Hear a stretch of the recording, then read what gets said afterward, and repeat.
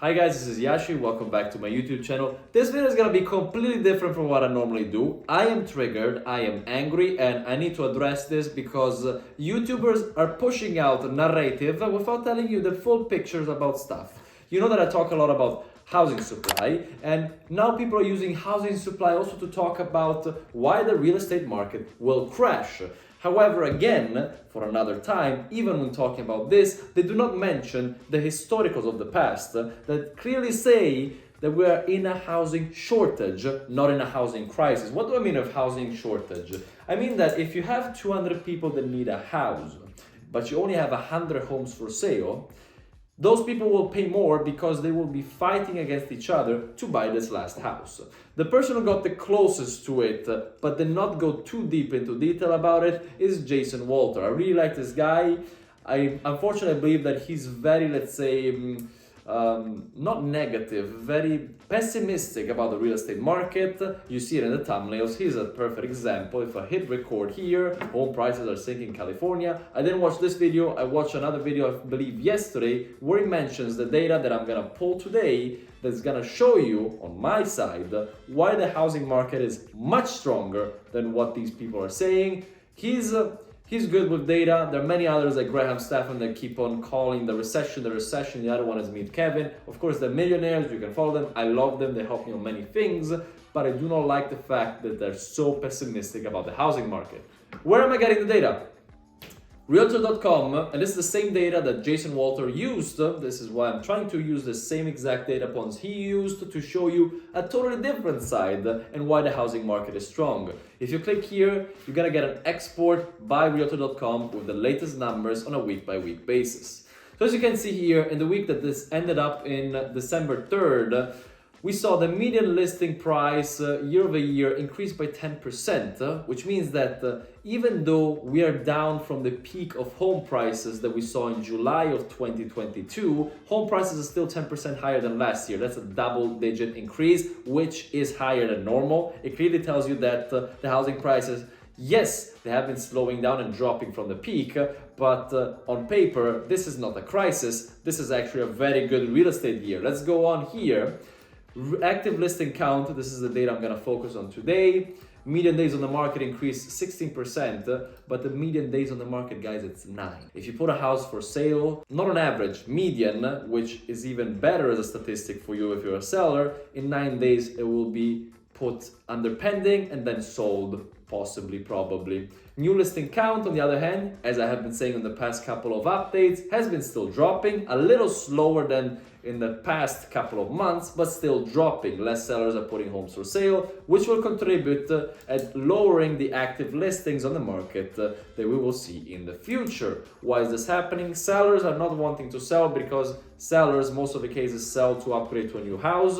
If they're upgrading to a new house with higher prices and an interest that is double as much what they are paying right now, it doesn't really make sense to them. Let them stay where they are, let them pay 3%, and they're happy. So most of the supply we've been seeing lately is mostly from new construction, which is builders trying to sell off quickly the last remaining homes they're finishing up that they started 1 or 1.5 years ago. And another thing, they're not actually increasing their permits for the future because they're waiting out on what the market will do, how the market will perform. So let's go back onto active listing count.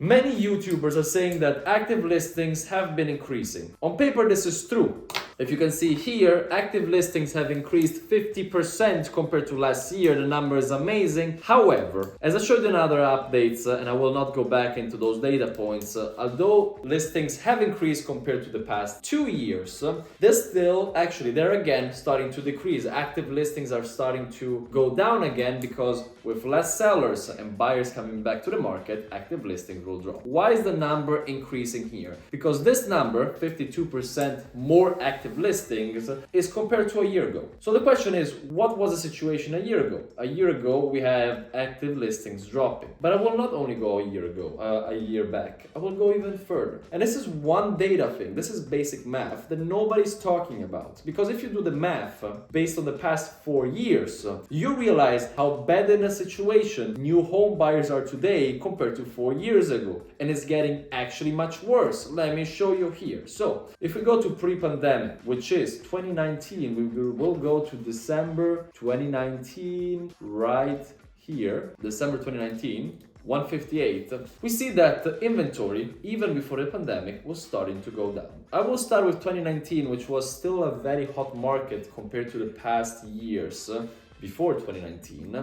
And here's when I'm gonna start the market data and the mathematical analysis. This will be very simple. In 2019, the market was hot because we had, in simple terms, 100 homes for sale and 200 people that needed a house. People were willing to pay more compared to the year before because you had more people wanting to buy a house than homes that were available. So of course, as houses are a necessity, those 200 people were bidding against each other to buy a house.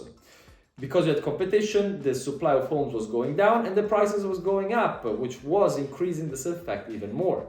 Fast forward 1 year, okay, and supposedly again that we started with 100 homes for sale and 200 people that need a house. Fast forward to 1 year, in December 2020, this was middle of pandemic, we had a decrease in supply of homes of 40%. So if we had 200 people that needed a house and 100 homes in 2019, we now have 200 people that need a house and only 60 homes for sale for the same 200 people.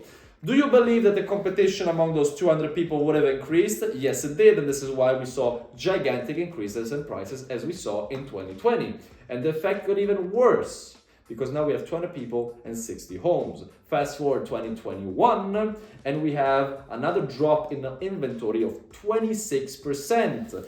I'm gonna round it to 25 because the math is easier. 25% of 60, guys, is 15.